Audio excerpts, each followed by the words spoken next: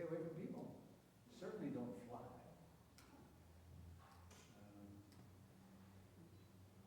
It's interesting watching the fear.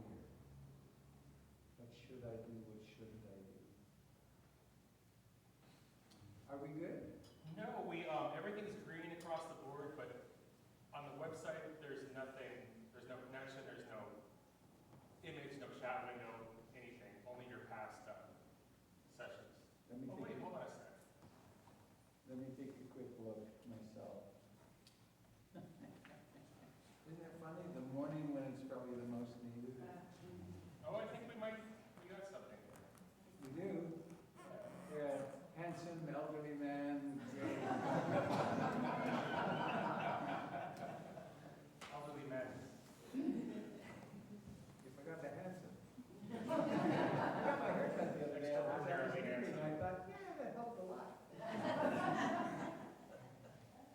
was thinking, it looks like an aged race car driver, don't you think? Huh? Yeah. Oh, Matt Damon. Oh, that's good. Yeah. Are we good? I think we're good. I see you touching your head, so in real time. All right. All right.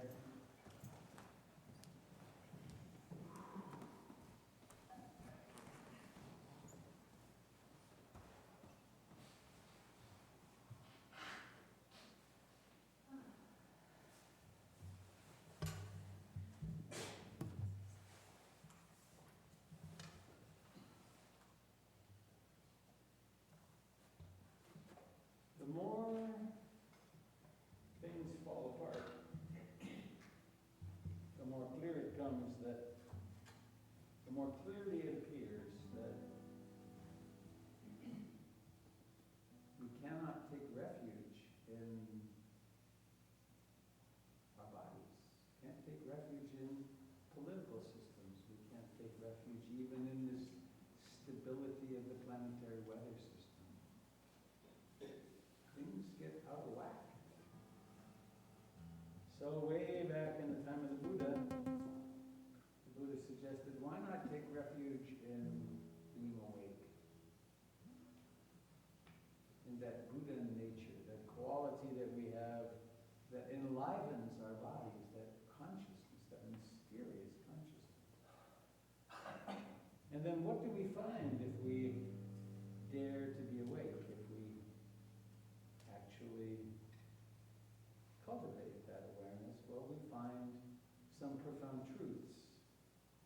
We find that suffering is not inherent in life. It's caused by in a certain way, it's caused by the mind's inability to accept reality.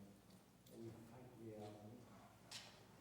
And that there's a path. There's a way to work with that. And then also we discover the great truth of anicca. Meaning not, and nicca meaning permanent, not permanent. And I must say, with the medical adventures I've had in the last half a year, I guess it is now almost, I'm really adapting to a deeper intuitive realization of impermanence. Because the terminology that comes to me now is utter impermanence. That there is just nothing that lasts. And the more that becomes true, then it changes how one lives. And it certainly changes can change how intimate one becomes with life and with relationships. Because it's now or not. Asterisk, a little aside. On Tuesday, my book goes to publishers.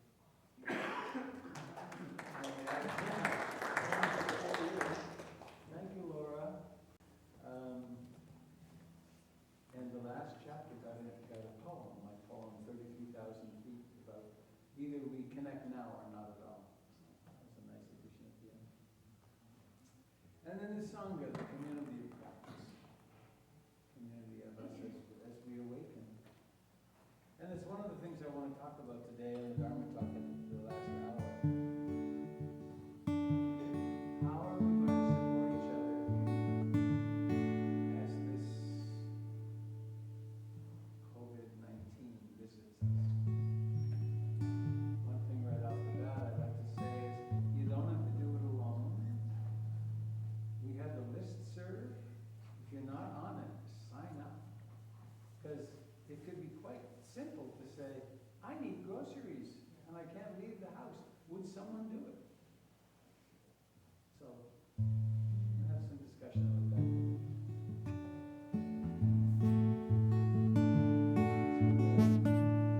When the going gets tough, that we discover how much community we actually have created.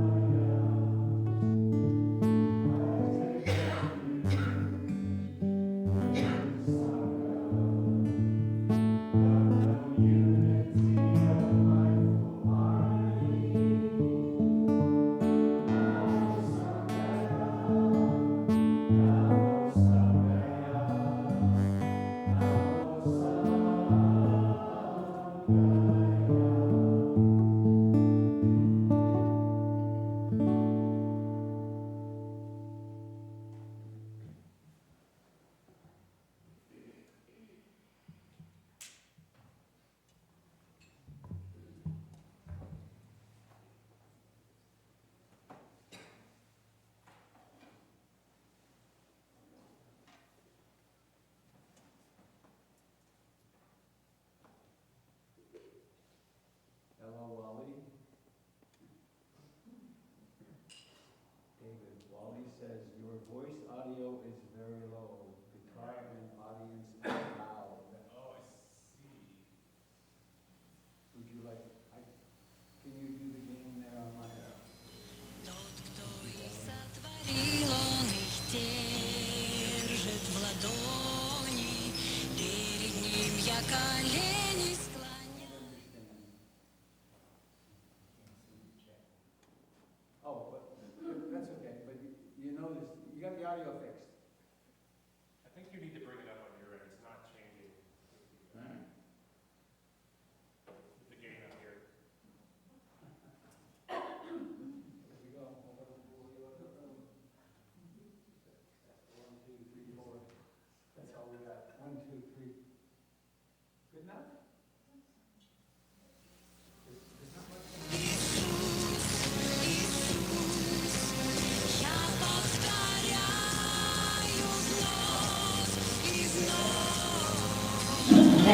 green light. Ah, jeez. I'm just so technically slick, don't you think?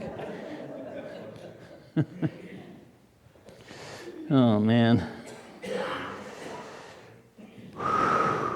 Well.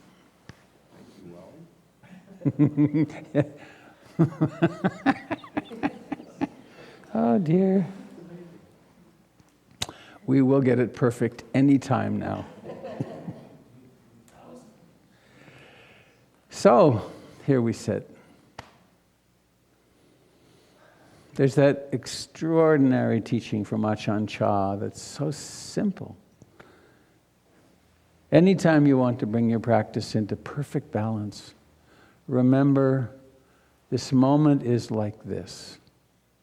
It's like this.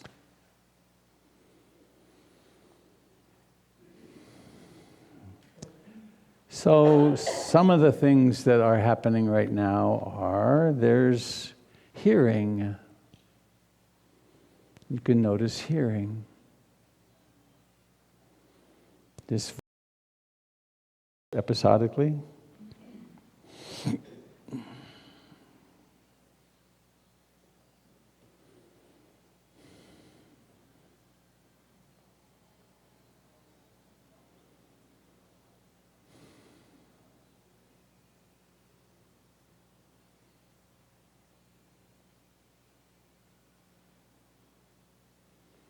And the body touches the chair in its aliveness.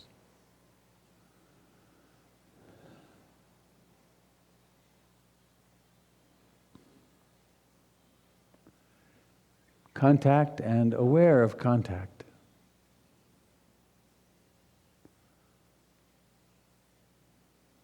And the hands are alive. Really alive. Awareness of life in the hands.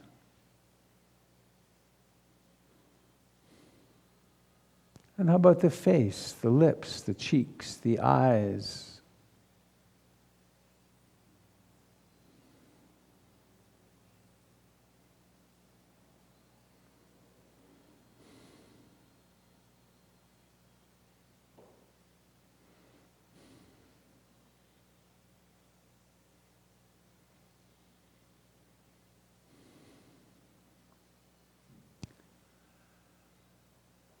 And there is the coming and going of the breath.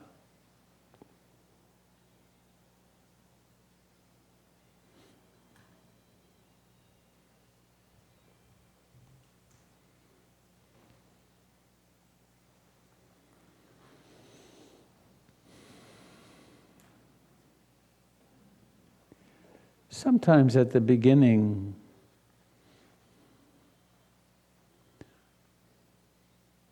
paying attention to the breath can seem, at the very beginning, exciting, but then can become kind of boring or tedious. And that's until we really pay attention to those sensations and we discover that this is life unfolding. This is the Genesis moment right now.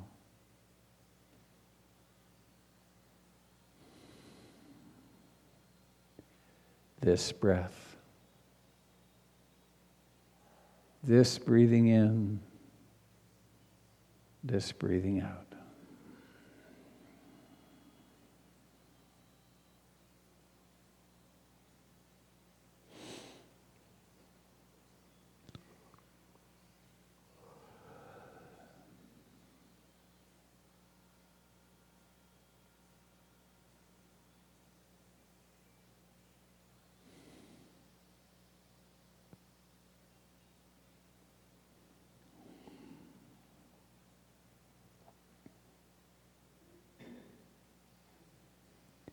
There was a discrete moment when you took your first breath.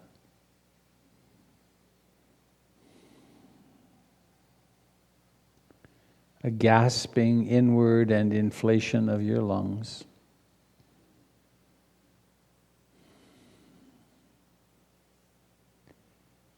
At just the right moment when your mother could no longer breathe for you.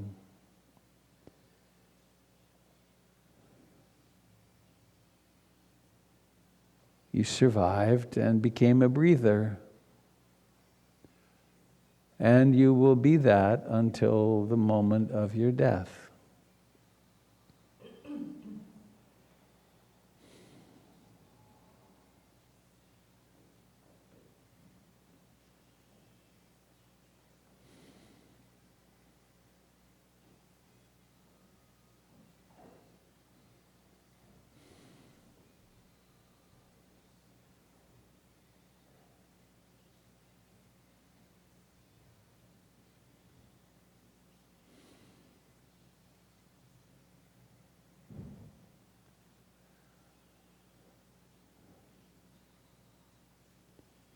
Of course, you likely have some wandering mind.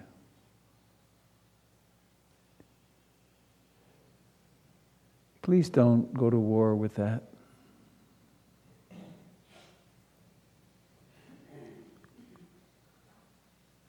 We have enough war happening.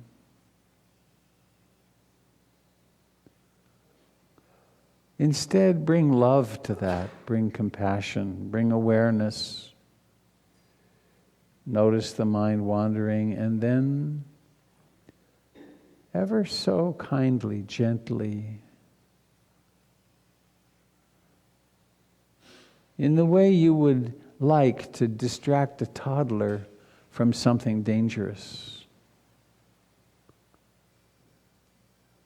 Just come on over here.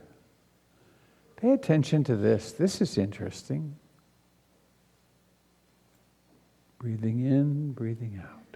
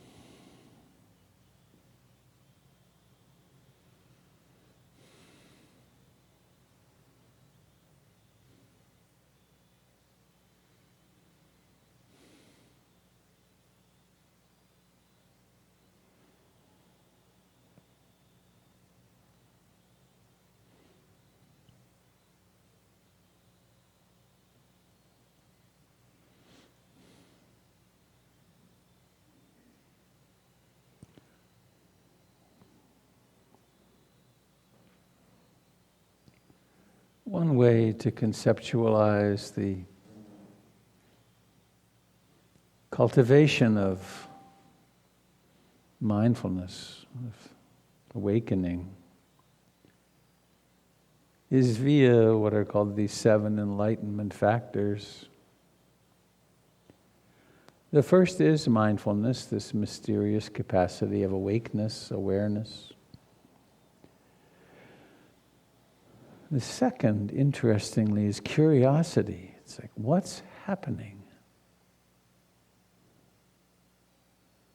We're not just about tranquilizing the mind here. We're not just about getting calm. Everything that happens is of great and worthy interest.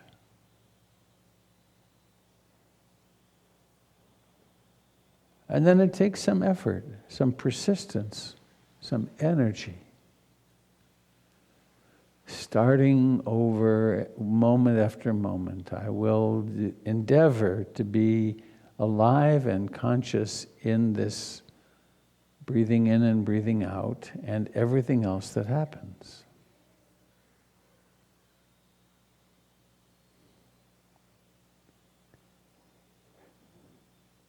And this in itself, the cultivation of these factors, promotes a kind of deep pleasure or joy. The joy of a mind which is awakening.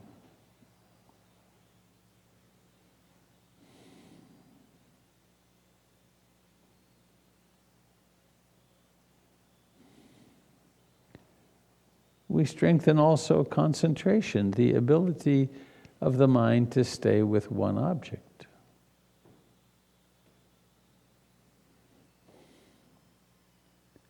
Tranquility grows in time, and equanimity, the capacity of being with anything that happens, or more and more of what happens, without flinching, without going unconscious.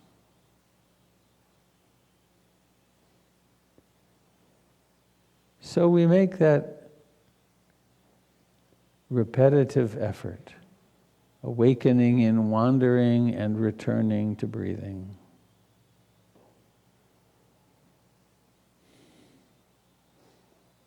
I will awaken in this moment.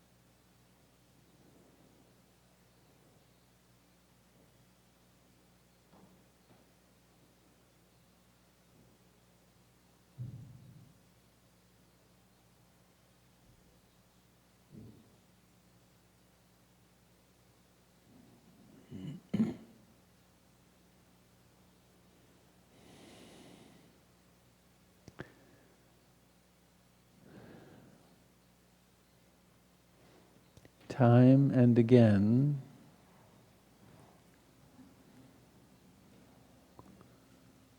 we return.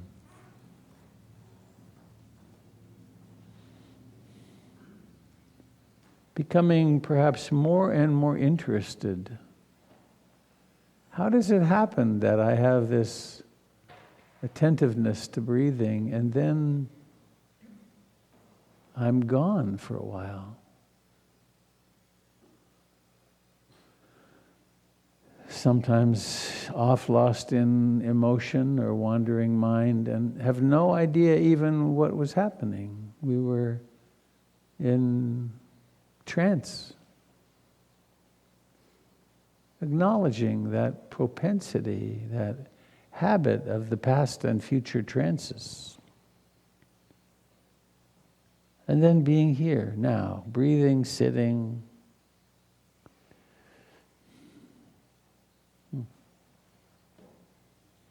This moment is like this. Lots of concentration, no concentration. Very mindful or hardly mindful at all. Desire, disliking, sleepy, dull, restless, agitated, doubting. It's all grist for the mill of awakening.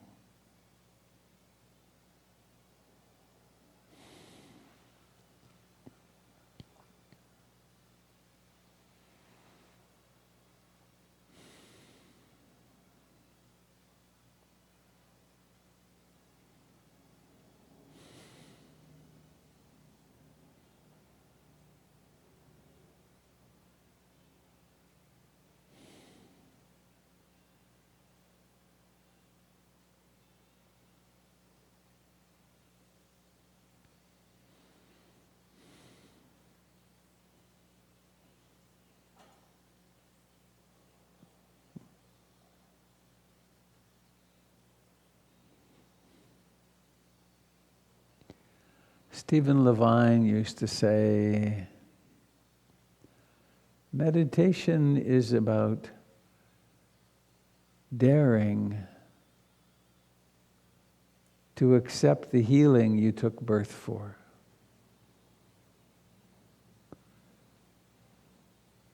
Taking the bold path of actually being fully alive. Embracing all of who we are.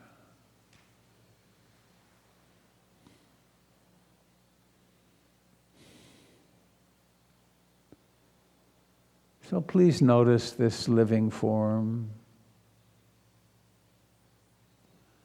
this momentary manifestation of life as you.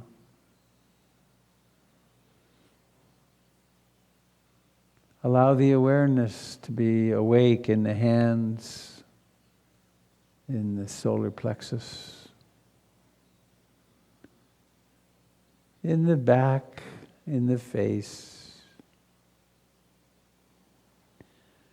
in the eyes as sensations.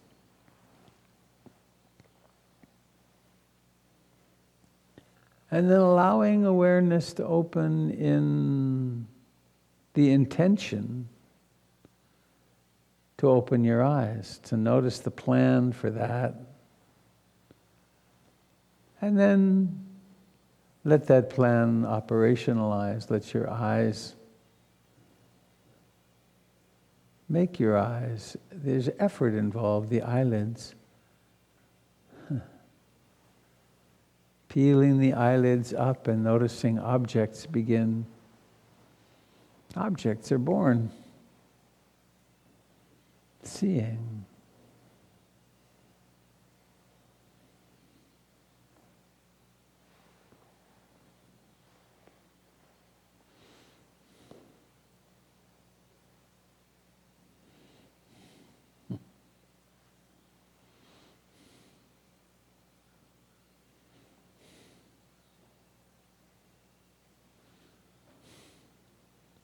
Seeing.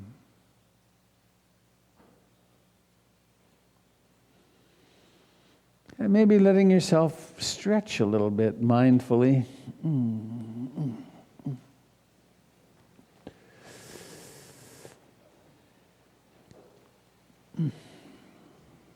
But don't abandon the practice. It's really quite a big step when we realize that meditation isn't something we do for a few minutes a day or maybe a lot of minutes a day sitting on the cushion, that it's actually every activity, even when you touch your face and you don't mean to.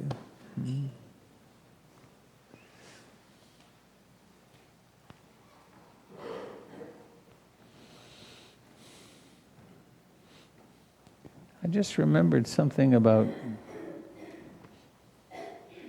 child development. It's a long time ago, but object constancy. To a certain point, I forget what age it is when object constancy comes along, but that for little babies, when this goes behind here, it's gone. And for you, you have a memory, a past and a future, and a certainty probably that it's still there. But for the baby, when it comes out, it's brand new. So we do a lot with our minds to create this continuity of flow. And that reminded me of the fellow in England who had the flu, and then when he came back from the flu, he had no capacity to build short-term memories. Something happened in his brain. And every time his wife enters the room, he's so excited to see her. Where have you been? You've been away so long. And he can leave the room for 5 minutes or 30 seconds, and it's the same. He had been the conductor of an orchestra, and they took him, and he just can't create new memories. They took him to his orchestra podium, and he conducted beautifully whatever the piece of music was. But then it was over, and as soon as he left, he had no memory of doing it. This creation of memory is something we do all the time, and it creates a perceived continuity. And meditation gets us closer and closer to seeing the discontinuities. Not that we can't still create the continuity, but we see the discontinuities, and that leads toward greater and greater freedom because we're not trapped in our thinking.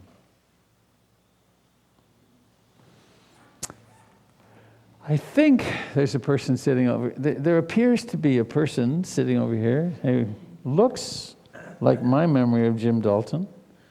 And I think he's going to lead us, you guys, I'm going to go to the kids, in a little movement.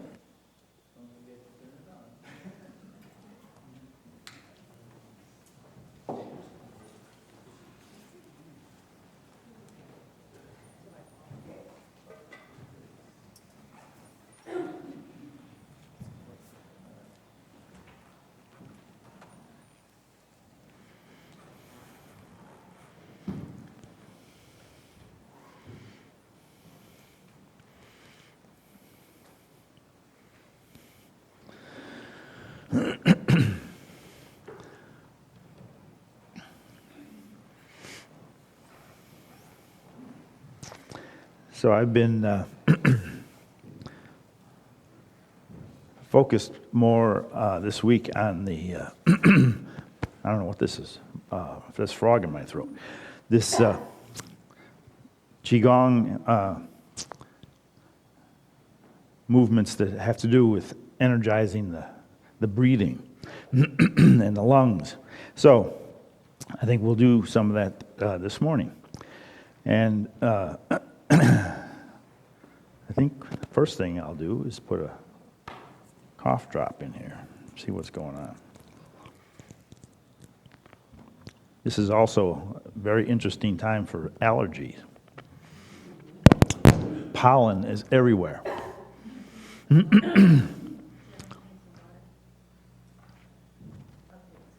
Thank you. So let's get in touch with our feet and bring attention to the movement of your weight back and forth. That wakes up the bottoms of the feet, that kind of massages all those dozens of muscles, ligaments, bones that help create our balance, maintain our connection with the earth. Thank you.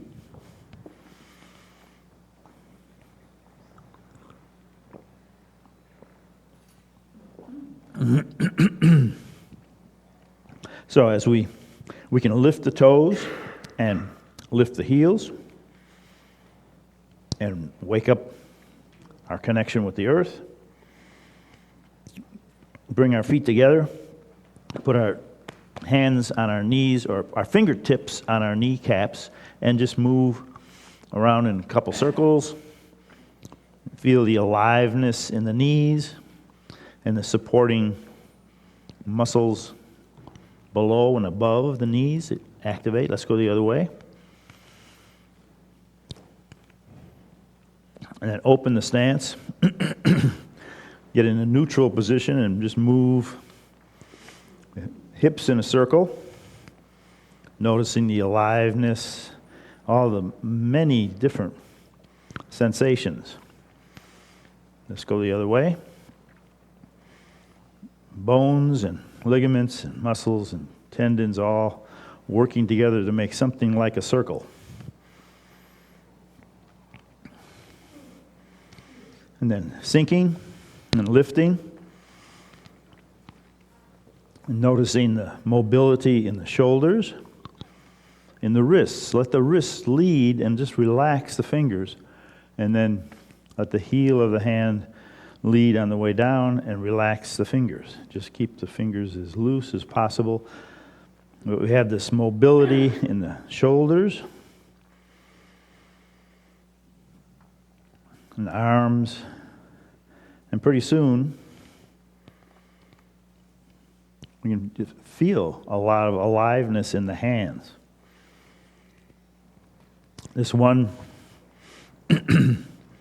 Qigong teacher I check into on the web suggested in this time of the pandemic, we pay attention to get a lot of exercise outside, and as we go outside to walk, do some one-finger Qigong. Part of it comes from the what I was looking at for lungs, but you pull the bowl and look over, and you have your finger pointing out to one side, but notice the relaxation in the other fingers. There's space between the other fingers and the thumb. I'm not as good at it as he is, but this guy modeled a very soft, the 4 fingers curled, and then one finger directing energy, and then going to the other side.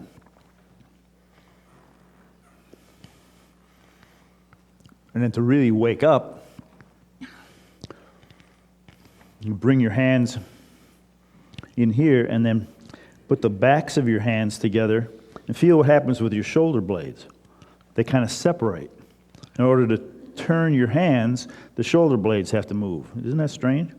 And then sink and point. Come back to the center, touch the backs of your hands, and then stretch out to the side and sink. So pretty soon your lungs are working a little more, and you're getting oxygen or chi or both into all the little nooks and crannies in your lungs. And your fingers keep that rounded form for 4 fingers, but then one extends out, and that kind of directs the flow of chi from the torso out to the fingertip. This wasn't as hard when I wasn't talking out loud. With a lozenge in my mouth. That wasn't such a good idea, maybe. Anyway. All right, so now you've got this feel in the hands of soft, round fingers, and then one direct kind of, this is my version of the second factor in the Eightfold Path. Right thinking, right intention, in the meridians, the right intention is to keep that pointer finger moving, and it organizes all the rest of the meridians into a subtle but forceful flow. And then he suggests maintain that as you walk through the park. And you'll never scratch your face. You can do it at Safeway, in the parking lot. Instead of rubbing your nose, your attention goes into that right intention of moving the energy out. Isn't that amazing? Okay, so that's part of the lungs. The other, so I'll just go through. What time is it? Good. It's interlock the fingers. We can do all these things that we're not supposed to do, but we're interlock the fingers and come up, press up, take a breath, and then breathe out, and feel that extension along one side. All the little nooks and crannies in that part of the lungs are expanded. Then you breathe into the center, breathe out, breathe in. So you're always breathing out away from the center and breathing in towards the center.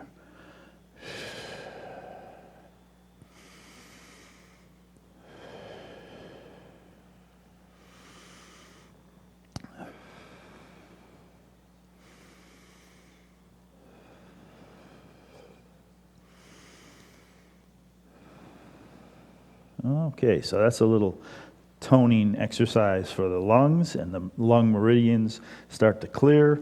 A lot more oxygen going into all the little nooks and crannies.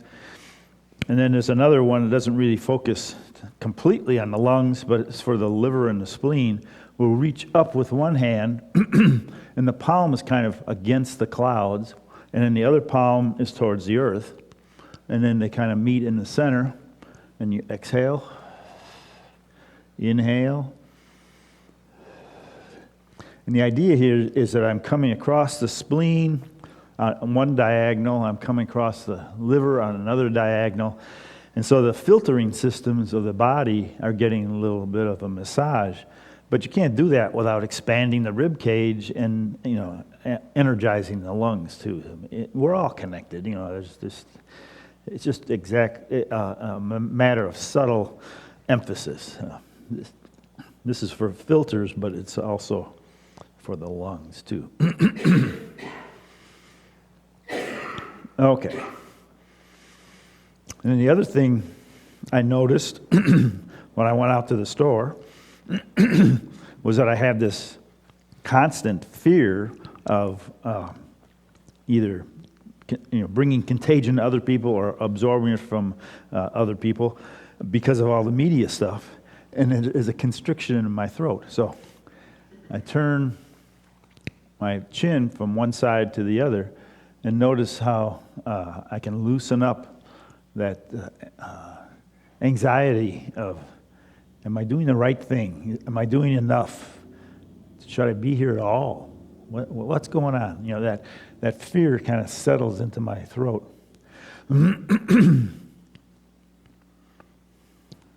Then I put my hands back here. Whoops, forgot about the thing. Anyway, back here is opening up my sternum as come on.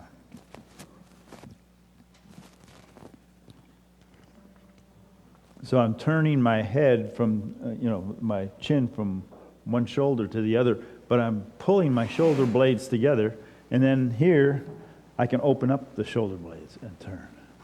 So that opens up the lungs in two different ways while I'm relaxing the neck and relaxing the throat. So it's all a matter of bringing attention to where the tension might be and the stress might be. And in this time, that's there's a whole series of things. All right, so let's do one more, and that's get us back in touch with the earth. We'll come up on the toes and then drop on the heels and really get in touch with the earth.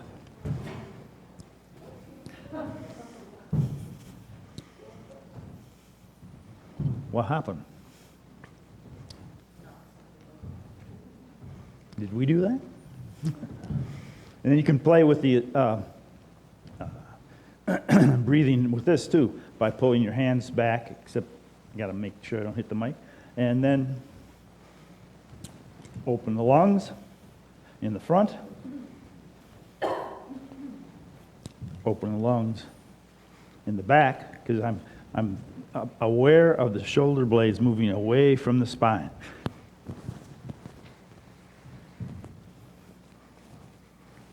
Okay, and then just sinking, opening, and gathering energy from the sky, chi and oxygen and new energy with each inhale, and then just imagining it just pouring through the whole body, refining not just the lungs, but every cell in the body.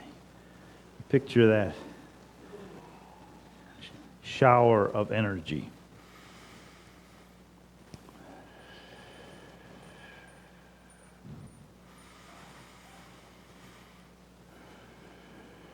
And if we maintain our lung health, we'll minimize all kinds of risk factors. So that's my hope for all of us. Thank you very much for your attention. Have a good week. Okey-doke. Am I passing the baton this way? So rush.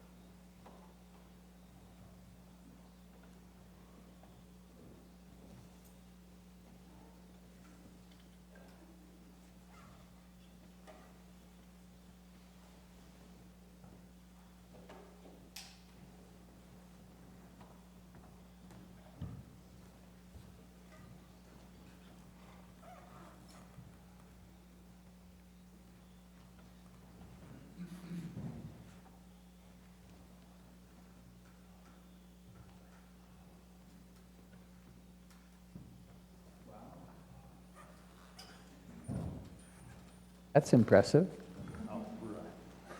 I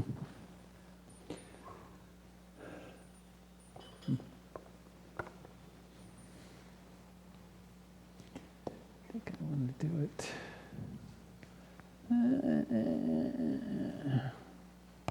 How to do it? Oh well. Hello.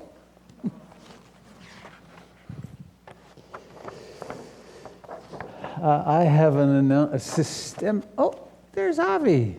Oh, good. You arrived. I thought you weren't here.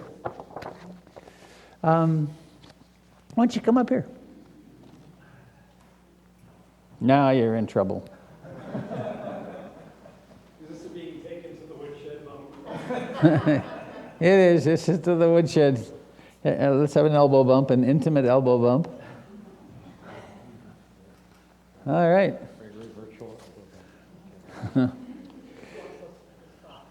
All right. All right. Live long and prosper. Well, contrary to what it would appear in the room at this moment, PIMC is really growing. PIMC was growing, and now it's gone. It was nice to know all of you. I'm moving back to Canada. No, PIMC's growing. And there's some, I've been beginning to have meetings with the people from the Ron W. NATO MD Foundation about the process of getting our funding for the ramp, the wheelchair accessibility. It's too bad we can't build now when the numbers will be way down. Anyway, for that, for legalizing the offices which are downstairs, and for the major rebuild of the building, which may cost up to $500,000.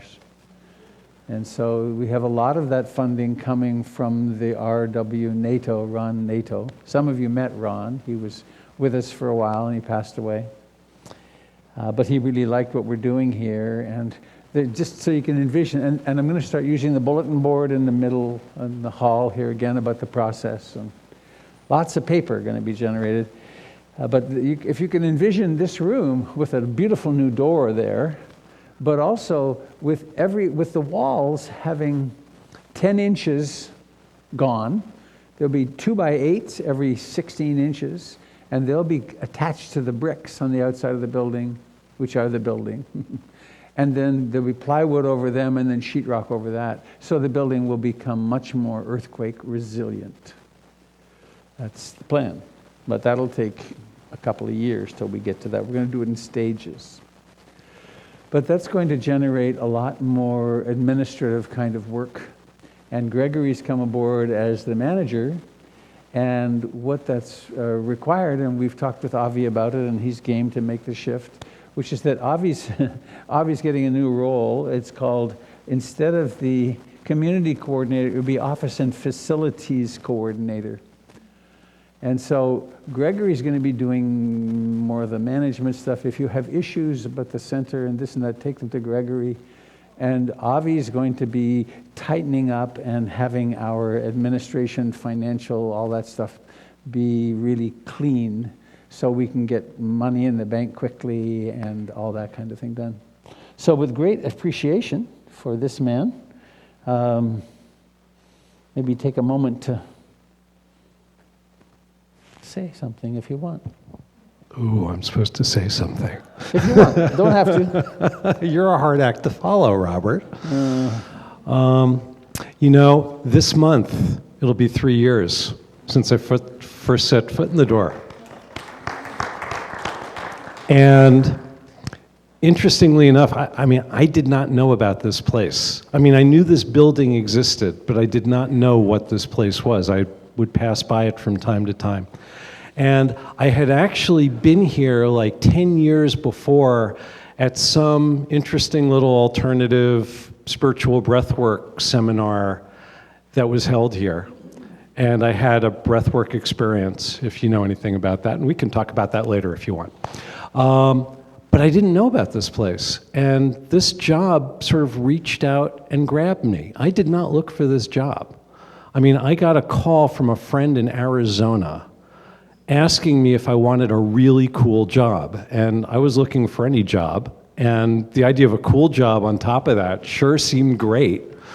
And it turned out that this friend of mine knew Kate, who was in the process of leaving. And it turned out that there was supposed to be somebody other than me in this role. And at the last minute, she up and left. And she couldn't do it. And so they had nobody. So I heard about this, I submitted my resume, and within 4 days I had the job. And I've been here ever since.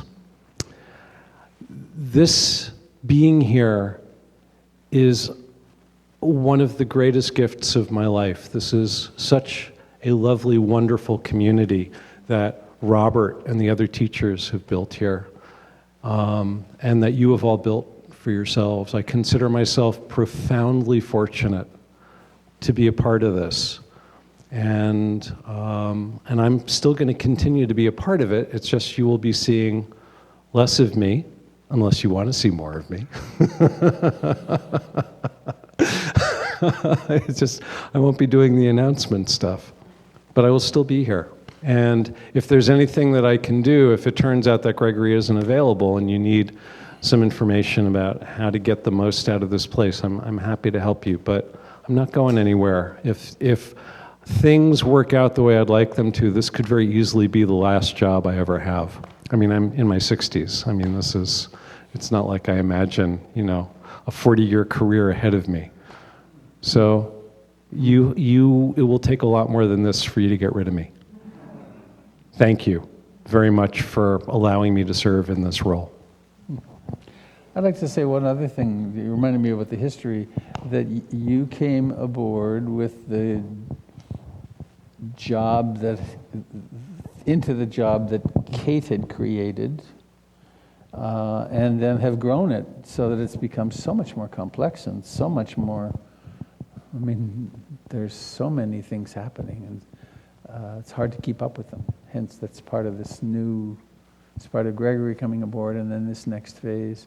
And I guess I can announce this, that you've probably noticed that our advertising online has been really a cut above what it was before.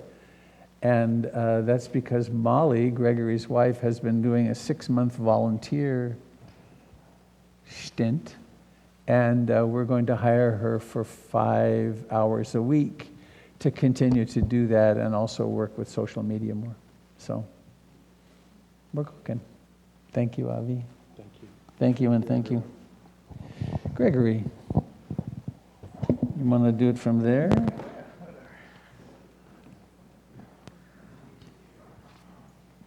Gregory Maloof, This one, right? human being extraordinaire, yes? Good morning. So I had printed out the announcements and then promptly wrote all over them, making it much harder to read. So I'm going to read through my notes. So we are trying to do sort of a streamline with our marketing, so you'll know that every Monday at 9 a.m. we have our digest that comes out. So if you were not on the constant contact list, that is now the primary place for all events related to PIMC. On Monday, our classes for spring will be announced in the digest. So we've got 3 new classes. Robert's teaching, it seems like such a cool class, the Dhammapada class. So take a look at that. So we got 3 new classes coming for spring, and that's coming out on Monday. And if you're not on the list for the constant contact, that's the place to be now.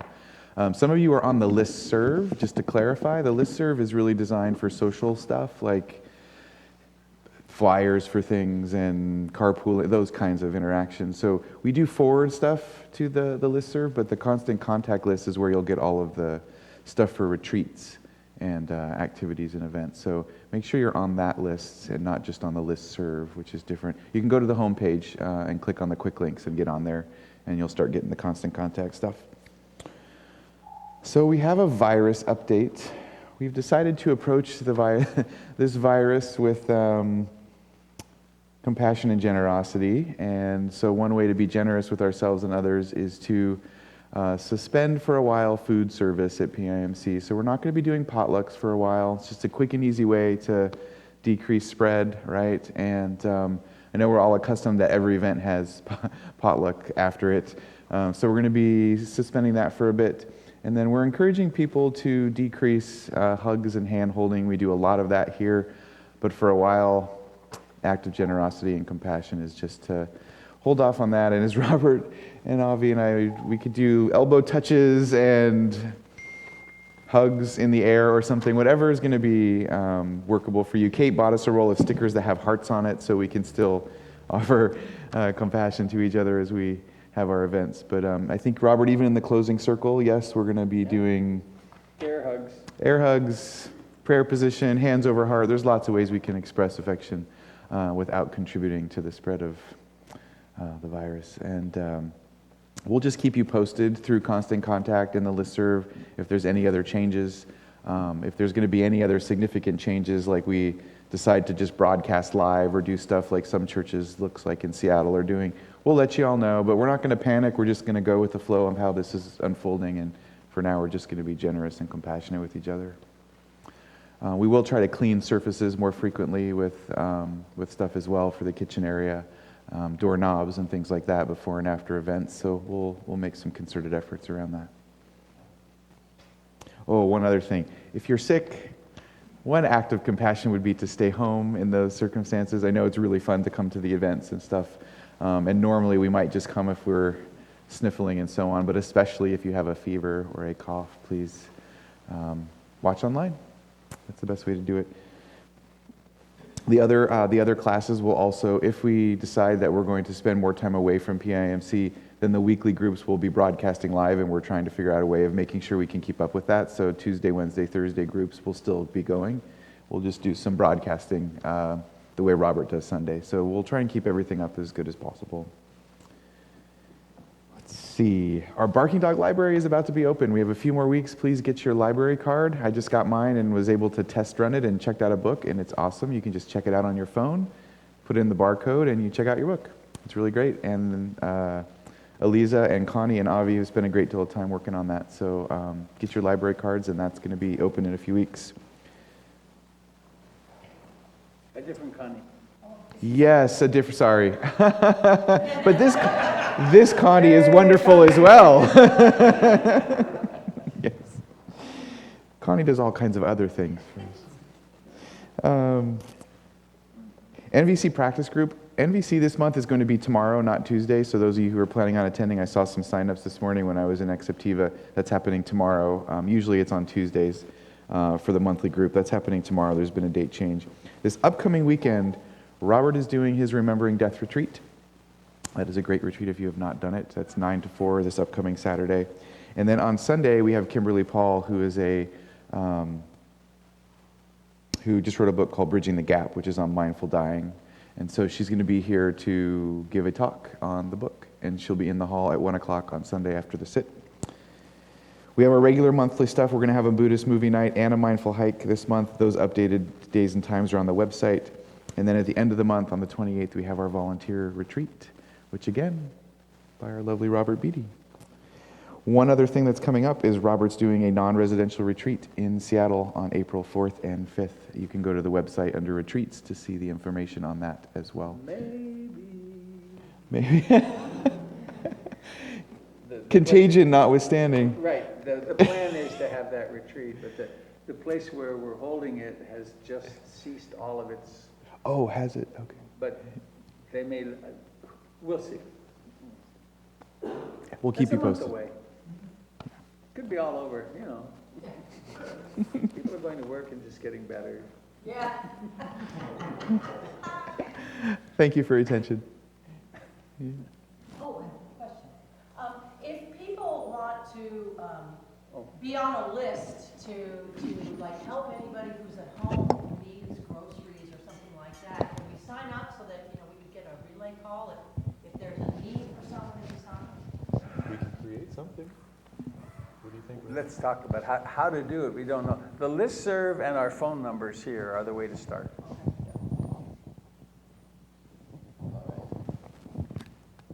Thank you, Gregory. It was when Gregory passed him the thing. This was the moment when it happened.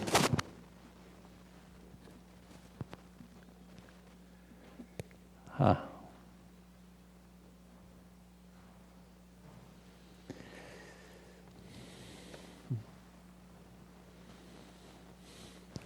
I should just make a little financial plea.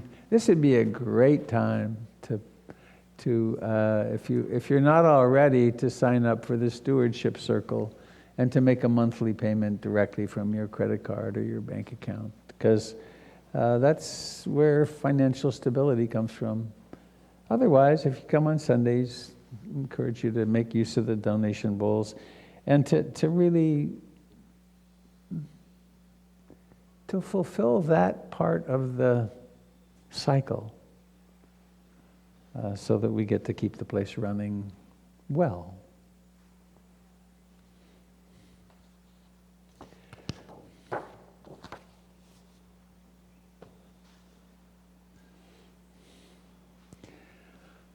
I'm going to try a little experiment. Gregory, can I hand you this? And let's see. I think there's a lot of people watching. This checks mail. Oh, there it is. This checks it. and then you can click on it, and then if you take this cursor over anywhere here, you can get lost. Just keep it around Whatever here. you do, don't do that. Don't do that, right? Keep it here and click here every now and then, and it'll give you emails. So I wanted to invite those of you that are at a distance, if you would like to participate in this conversation this morning, please send an email to robert@robertbeatty.com. robert@robertbeatty.com. Beatty is Bereshnikov, B, E, Euripides, A, Aristotle, C is in Tchaikovsky, and Y as in Euripides, I guess. No? Oh, that's an E. Y as in yellow. Baker, Beatty. Let's see. I don't know whether that will be relevant. So,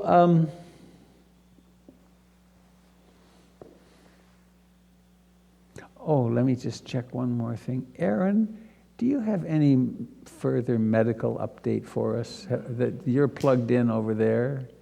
Anything more?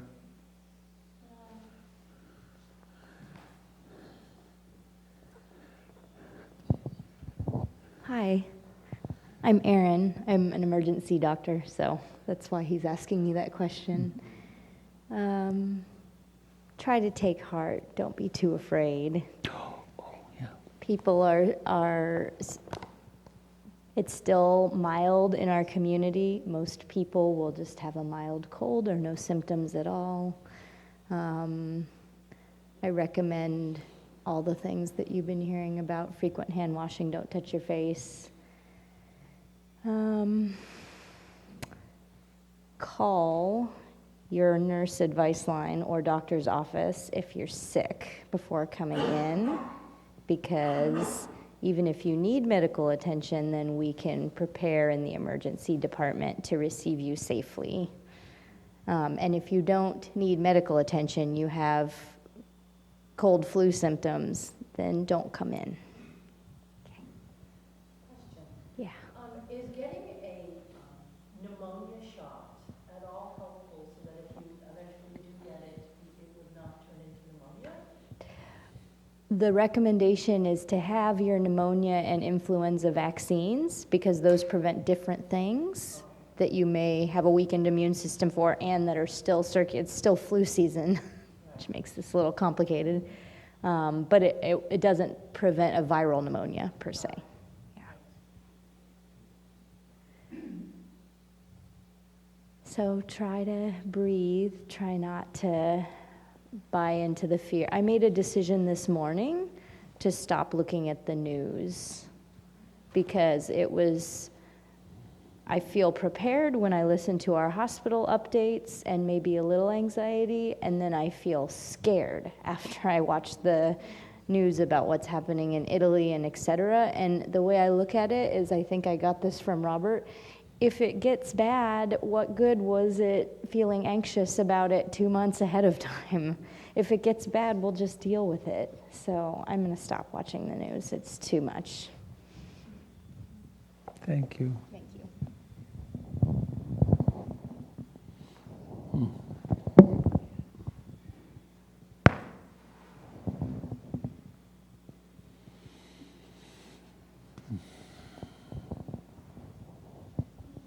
So I was moved this morning to come today and ask if you have questions or sharing you would like to do about your practice or whatever else is going on, and particularly to open it up to a conversation about PIMC and how we can communitize, new word, through this time, which could be a while.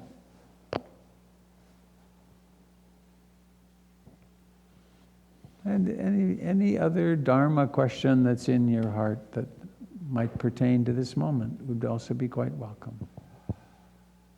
And we have this, and it'll pass from hand to hand, so I guess afterwards, wash your hands. Huh? It's in the back, yeah. Oh, that goes with it. Okay. Could someone grab it? Or whoever speaks first can, you grab it, Aaron? I see. That's a good idea. You don't forget. Okay. All right. 62%.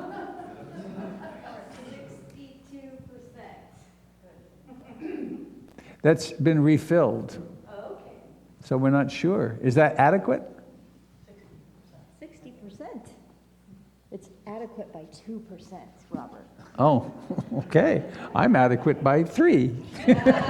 So, who would like, does anyone have anything that you'd like to ask or share?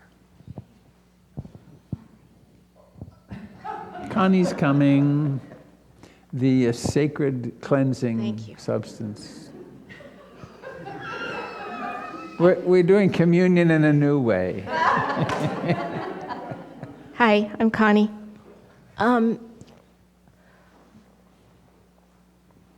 Recently, I put myself into more anxiety by stepping up my game. I bought a house at the last minute and I'm restoring it.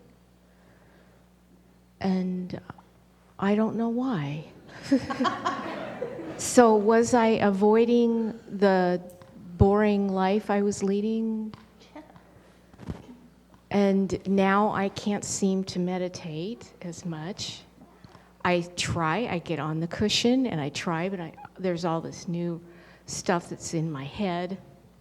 It's like getting a new job that I really didn't need. Uh-huh. And I'm not regretting it, I'm trying to enjoy it, but I'm noticing that it is distracting my meditation quite a bit. Even today, here, I was going down other lanes.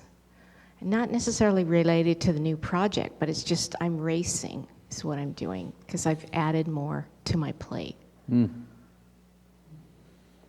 Any thoughts? I think adopting a child would be really, you know, an infant. Maybe there's those crack babies that need homes now.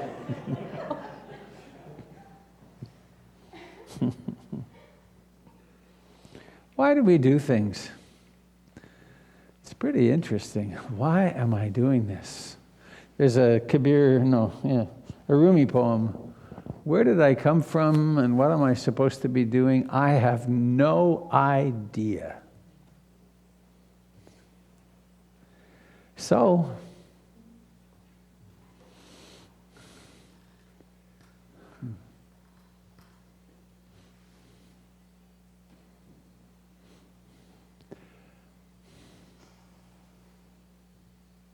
that little applique at the back of the room, the sewing piece in the middle on the right-hand side, the Buddha with his 5 his friends that he gave the first sermon to. I mean, the first thing he said was, life is really difficult.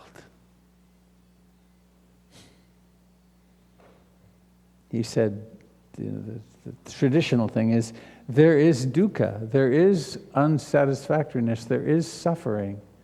And it's mighty, isn't it? And I think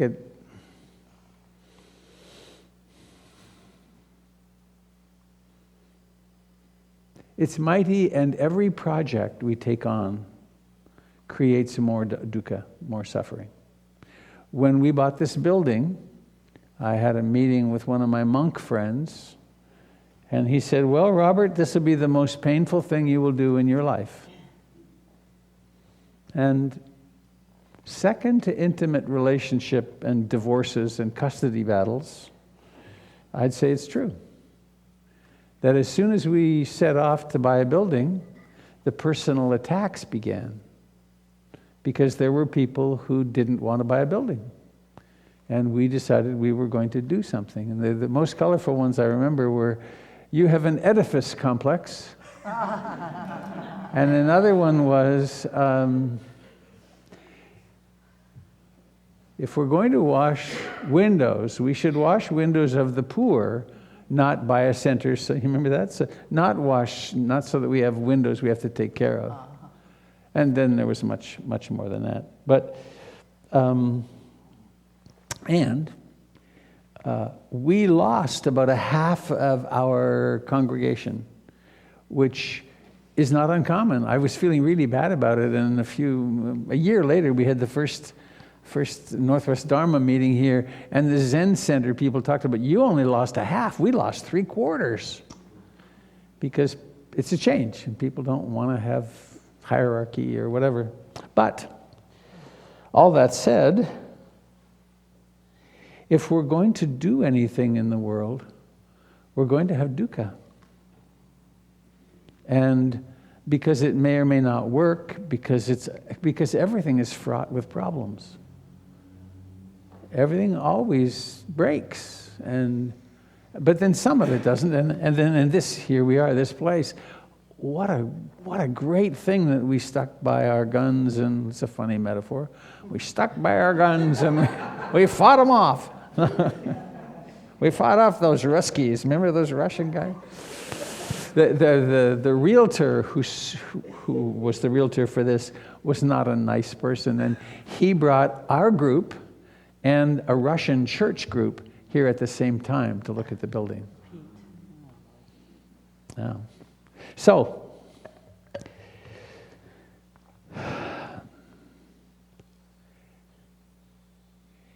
if we want our lives to be very calm and quiet and tranquil, the monastery is a good option.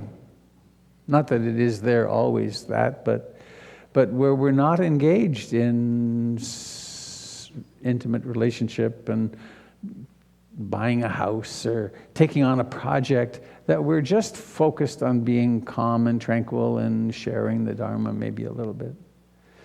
But if we're going to be in the life of the householder, then another option is to use what comes up as grist for the mill. And that this project is, these torpedoes are coming in, probes, and they're stimulating whatever's unfinished in you.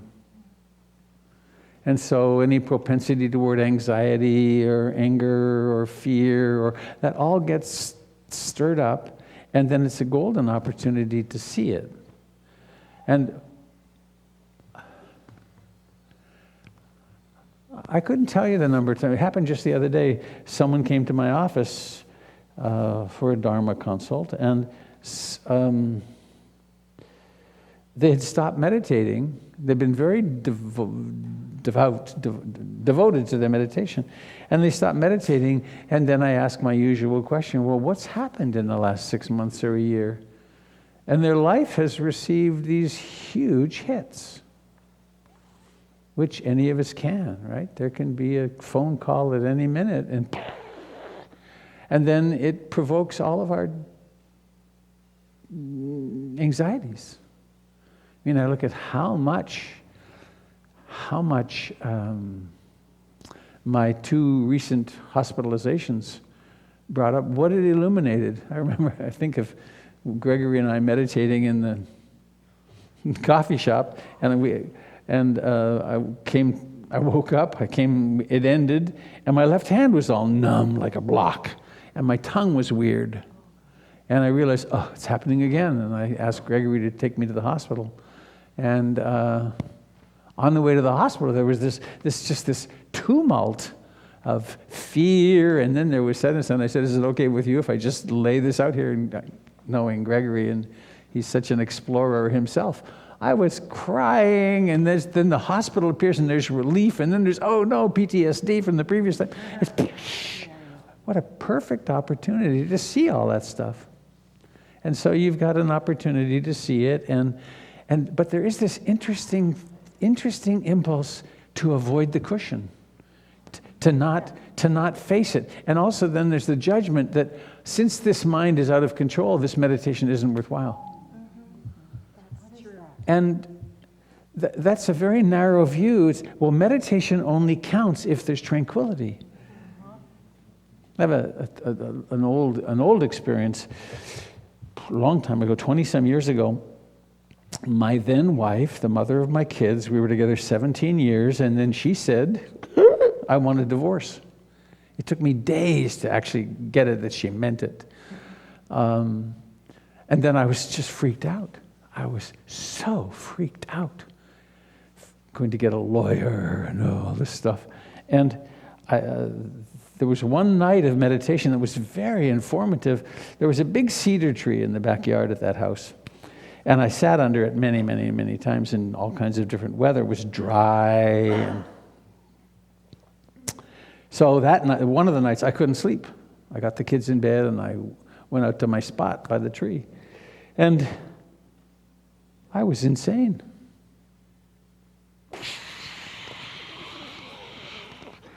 And then all of a sudden, out of nowhere came, bam, total clarity.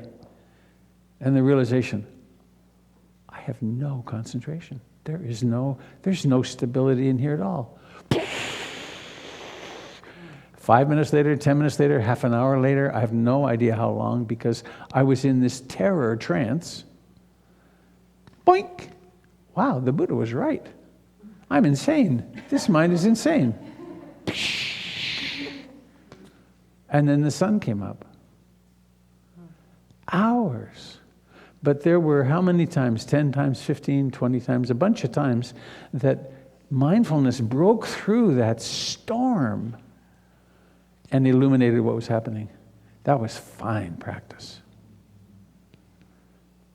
So it really behooves us to practice when the going gets really tough, when we're despairing or hopeless or suicidal, that's why having a spot, your cushion to go back to with great regularity is so helpful, because this moment is like this.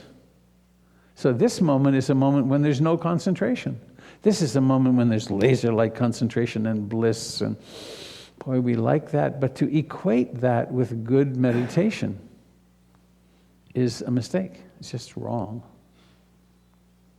So sitting in despair, sitting in hatred, or beating the bejeebies out of a mattress and screaming, and I hate you, doing that in mindfulness is extremely helpful. Because it's not just a cathartic thing. It's actually seeing, oh, this is in me.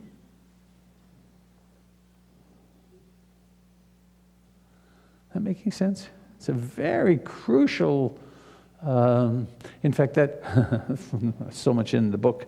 That's in the foreword, the 3-page foreword to my book that I wrote. That's the key, such a key thing, that don't think that meditation is about being in bliss. Because if you do, you'll stop. Meditation is being with life on its own terms, exactly as it is, and it might include virulent hatred, enemy images. It might include impulses to do horrible things. It can also include extraordinary concentration, tranquility, ease, bliss, extreme love. But love means there's room for everything. And so to love that restless mind, and to realize, oh, this is how this mind is responding to this. That make sense?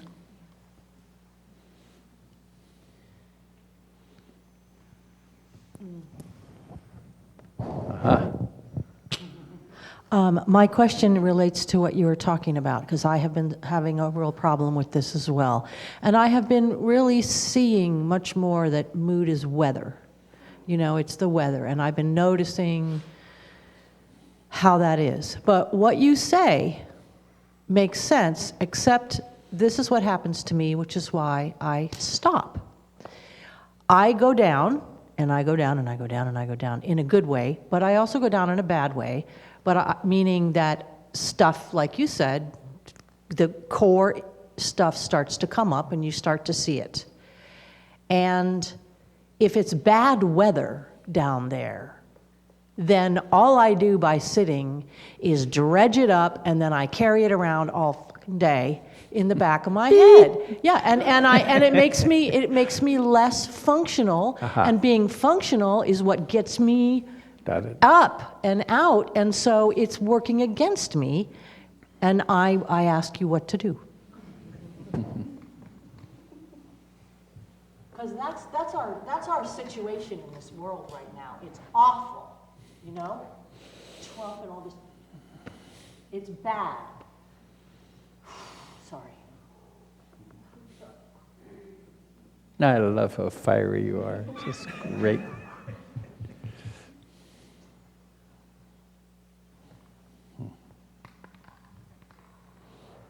Coming to Nelson again this year?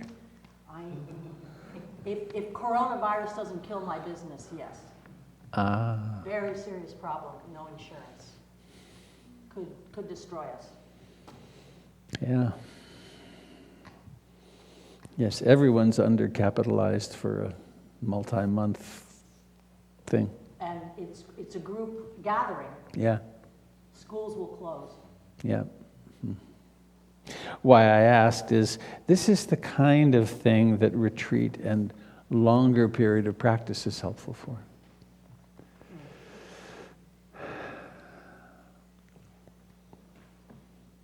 It's funny, this is a topic that's very dear to my heart.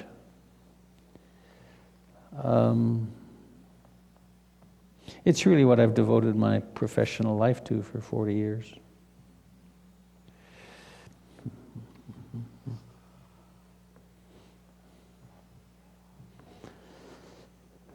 I'm convinced, most of the time I'm convinced, that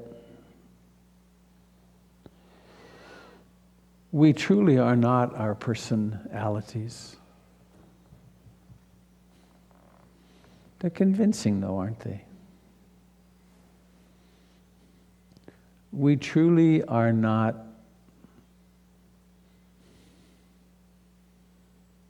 these bodies that sit here. It's not really what we are. It's not that they're not real. I mean, this is real. And emotions are real, and thoughts are real. And they're evanescent. They're look upon this world as as a star at dawn, a flash of lightning in a summer cloud. I forget that, but the beautiful quote from the Buddha. So again and again, the foundation of meditation, insight meditation, is the cultivation of the capacity to perceive that which is arising in consciousness as not personal. That's a radical, it's an utterly radical thing to say. And I've had people say, well, that's totally bullshit. And, and when doubt comes up, I can have that. When I was psychotic on medications in the hospital and had no mindfulness, it was difficult. Because I'm used to having at least a shred of, okay, my impulse when something painful or big comes up is pause, take a breath, drop into refuge in the Buddha, Dharma, Sangha, not as a story, but as in, if something exists and it's an object of awareness, am I that? So when that dark, some provoked by this outer world, but also deeply ingrained in childhood trauma, and just the difficulties of childhood, when that gets provoked, and that's big, is it bigger than awareness? Or does it exist in awareness? And the place that we move toward in our practice, I felt a wave of sadness, interesting. The place that we move in our practice is toward being able to witness whatever happens as impersonal. And it's a strange way to talk, but it's very liberating that here's a mood. That your consciousness is shifting now, is opening remarkably, I would say, to perceiving mood as mood. Who can do that? Almost nobody.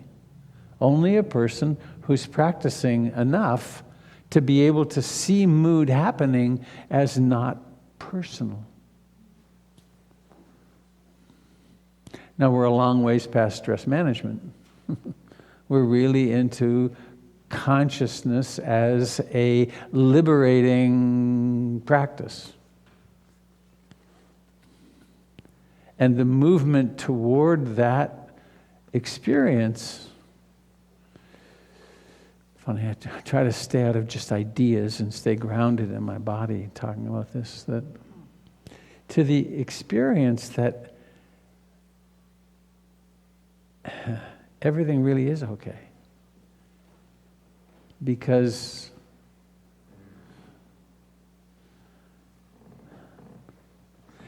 we're not this. We are that which is awake. We are that which knows. And that never takes birth and never dies. It's hard to talk about, but I'm pretty firmly convinced that's the way to freedom. To not take our thoughts as truths, but they're thoughts.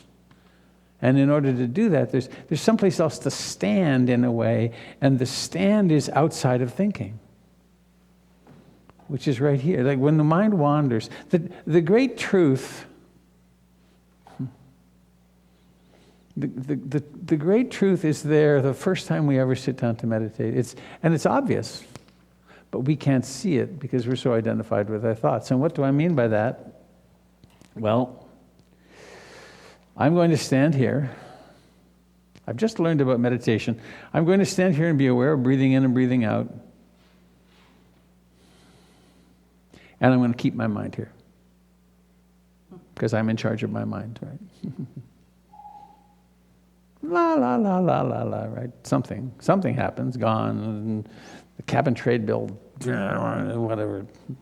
And there's nobody home for that. It's quite unconscious. We think there is, but there's this long lapse where the robot is running. And then something happens. Boink! Awareness pops in. And then there's a moment of apparent freedom. The Buddha discovered that moment of awareness is something we can apparently cultivate. So, what happened to the self that decided, I'm going to keep my mind right here? It died. And then there was the conditioned mind.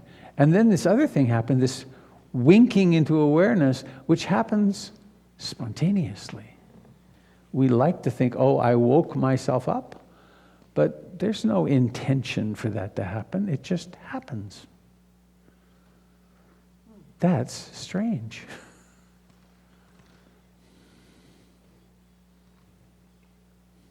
So you're saying I'm still in window dressing with the mood I carry. That is, I just need to go deeper, and I can free it. Yeah. This is called insight meditation, because at some point, if you're willing to tolerate the dukkha, the suffering, and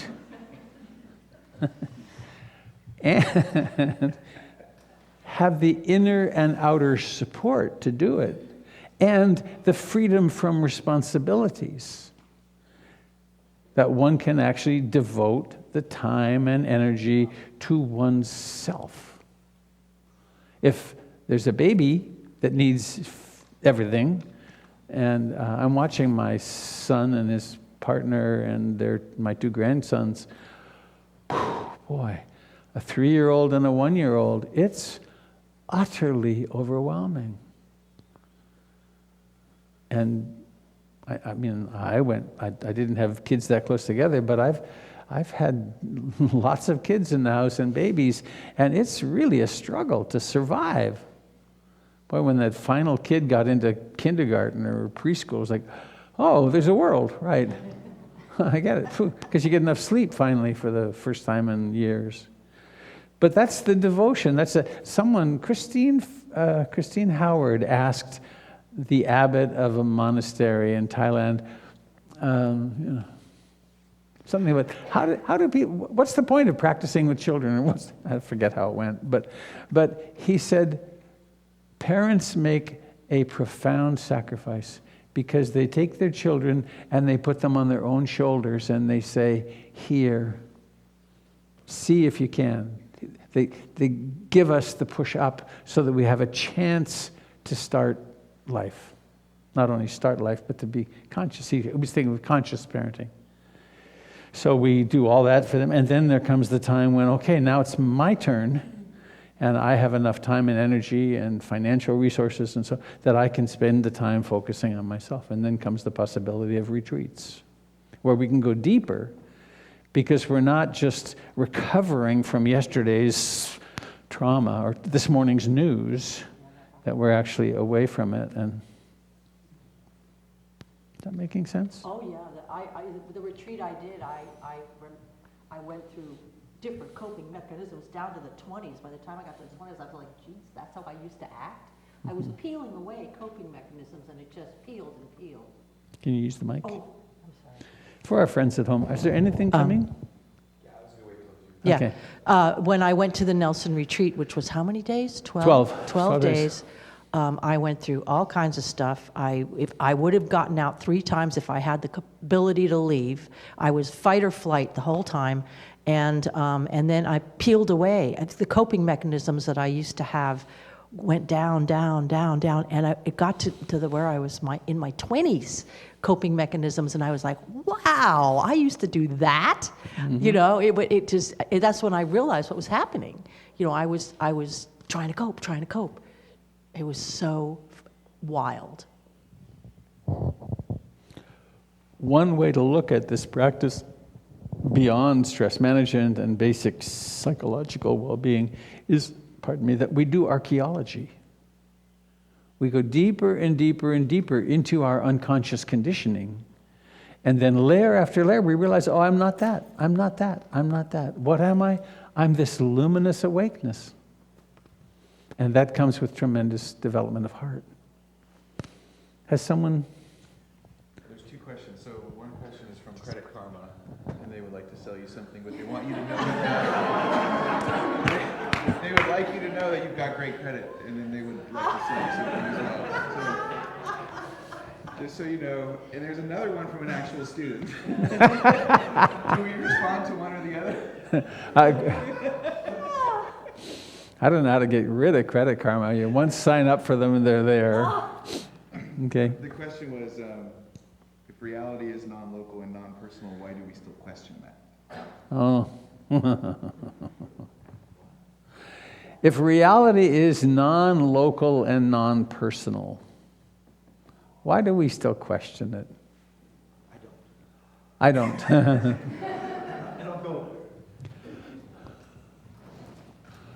I think reality is both.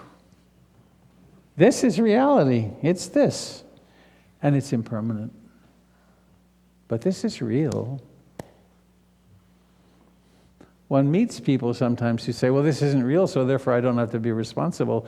Or it doesn't matter what I do to people because, it's all impermanent, so I can...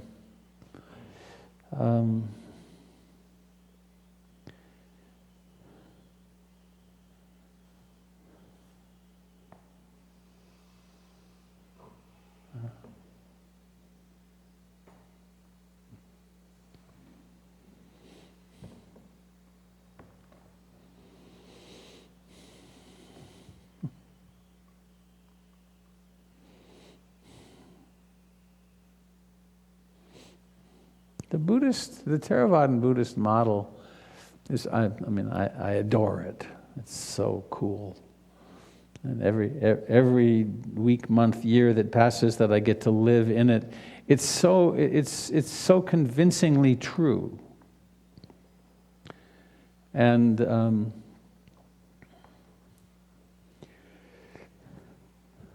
as I understand it, we have the 4 foundations of mindfulness. We have some worldview things too about karma, the law of karma, and how dukkha is created by craving, and there can be relief from it. And so there's some very important theoretical or background philosophical pieces. But then it comes down to the actual practice of meditation. And we have this miraculous capacity of being aware. And so we take that capacity of being aware, and there's the most elegant map. The 4 foundations of mindfulness is such a thorough map of human experience. And there's the body. And so we have the body walking and the body lying down. We have the body making love. We have the body dying. We have the body in decay. We have breathing in, breathing out. We have putting on clothes, stepping into the shower. We have the body. And we can learn to observe it the body driving. So we can observe it. We can cultivate a knowing, a presence, an awareness of the body doing what body does. And then the body has sense doors: seeing, hearing, smelling, tasting, touching, and then mind. And contacts at those sense doors create feelings, pleasant, unpleasant, or indeterminate. There's a valence to them. We go through the world being pushed and pulled.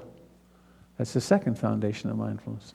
The third, mental formations, the complex mental capacities, the whole personality.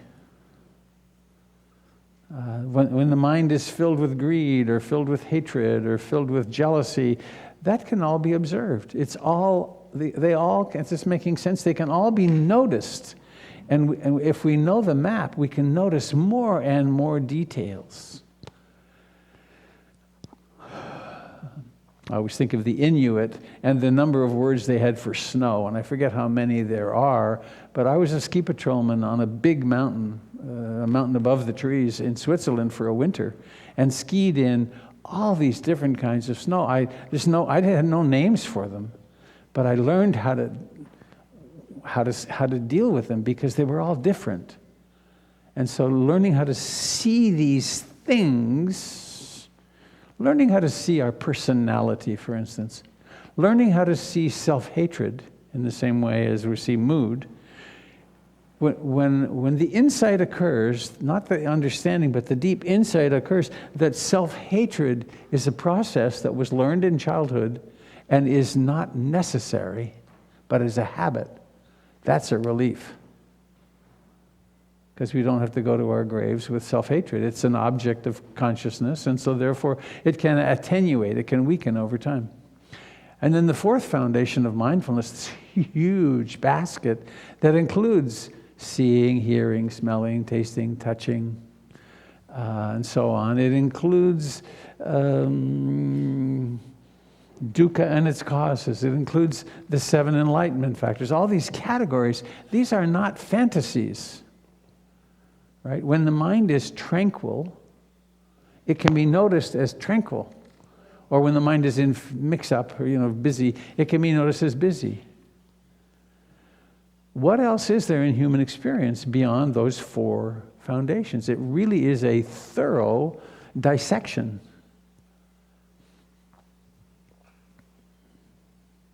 And we take it to be real. But then each time there's an instruction, you could look at it this way, you could look at this. There's also this it's a refrain that says, well, and while you're looking, notice that these phenomena begin and end. Begin and end. Notice that they happen in you and the people around you. Notice that, in fact, this incredible array of descriptors of what is a human being, they're all just coming into being and disappearing. And you get this at a very deep perceptual level, and that then kind of greases the skids. It kind of prepares one to notice, my reactive emotional nature really isn't personal. It's just happening. And then that kind of prepares the ground for the deep intuitive understanding that, this is back to the question, that which is real contains it all and is none of the parts. So it's not that, it's so weird to talk about this stuff. It's not that emptiness is the truth, or that form is the truth. What they speak about in the Heart Sutra, form is emptiness and emptiness is form. There's no difference between them. But we have this shrunken, we go through we come through the chute when we're born, and then we're not somebody, we're just a baby. But then we go through somebody training for years to learn how to be somebody. And I've not worked with small children in this way, but I've been told by people who have that small children up to about the age of 4.5, don't struggle with death at all. Their parents do, but they don't have a strong enough ego yet to realize that, oh, I'm going to get lost. They haven't quite arrived.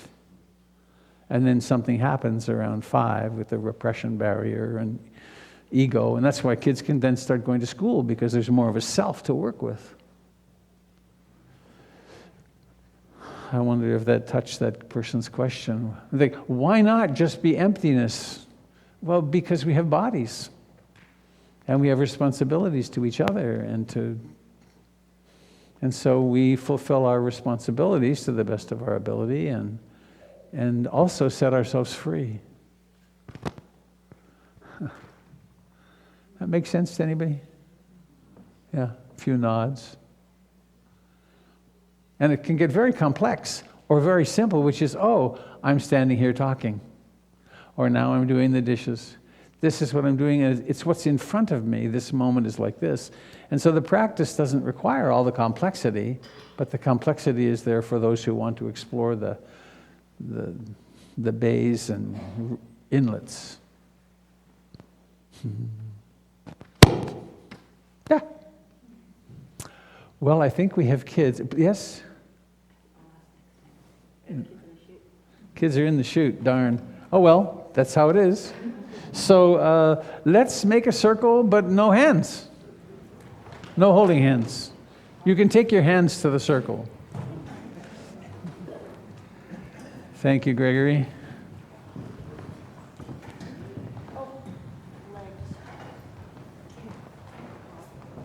Thank you. Oh, that was good.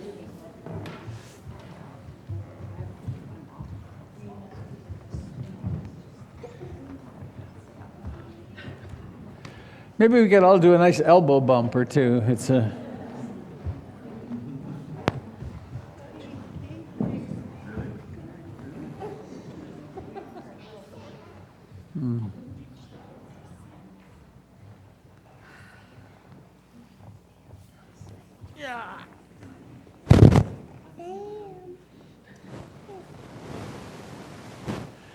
So we're not going to hold hands in the circle today.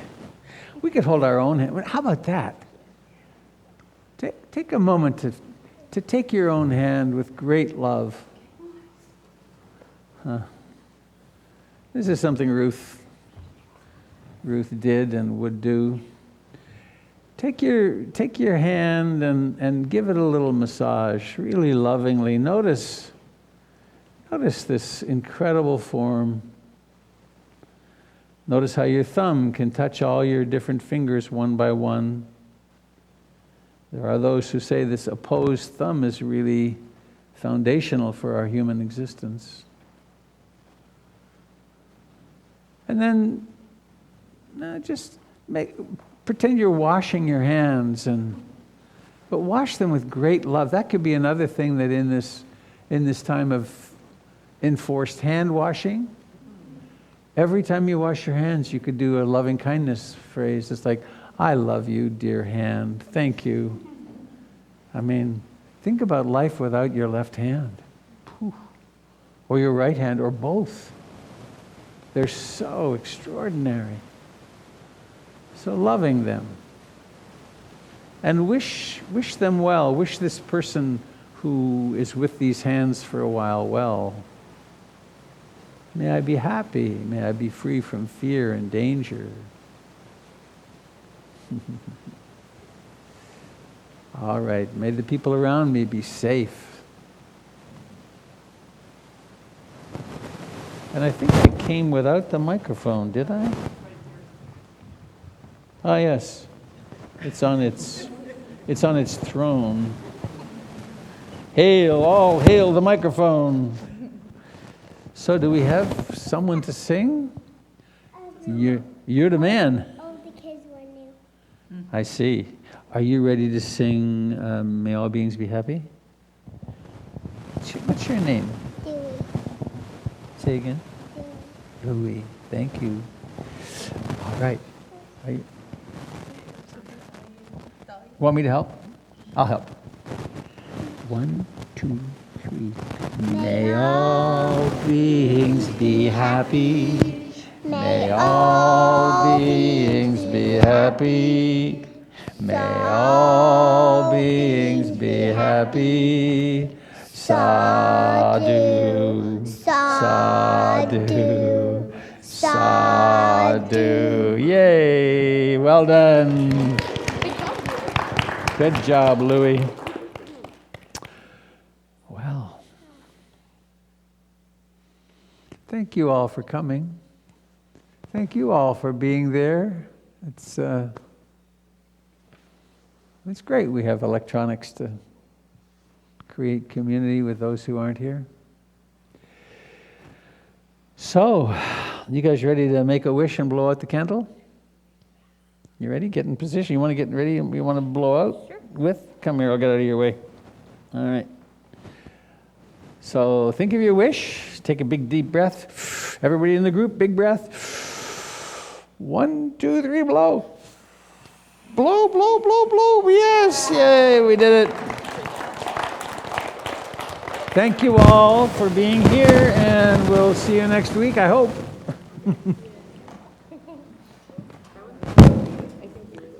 This is making noise.